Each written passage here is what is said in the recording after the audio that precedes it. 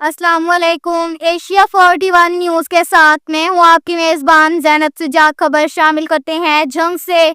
हमारे bureau chief Rana Mohammad Shahid के मुताबिक रॉबरी की झूठी वारदात बेनकाब, पुलिस को चकमा देकर शहरियों के 20 लाख रुपए हड़प करने की साजिश का पर्दाचार।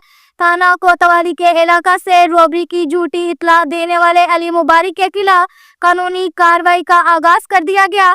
तफसीलात के मुताबिक थाना कोतवाली के इलाका से अली मुबारक नामी शहरी ने पुलिस को 20 लाख रुपए रॉबरी की इतला दी। पुलिस ने शहरी की दरख्वास्त पर मुकदमा दर्ज करते हुए तफ्तीश का आगाज किया।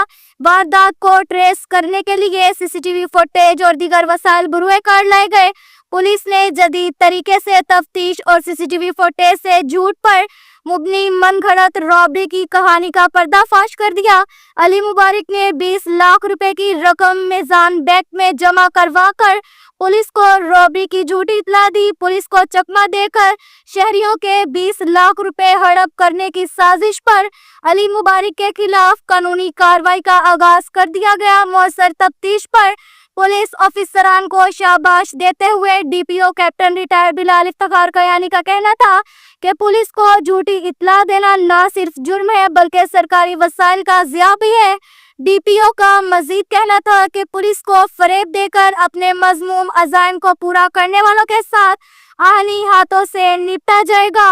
अब तक के लिए इतना ही काफ़ी है। मिलते हैं अगले बुलेटिन में, हमारे साथ रहिएगा। अल्लाह हाफिज।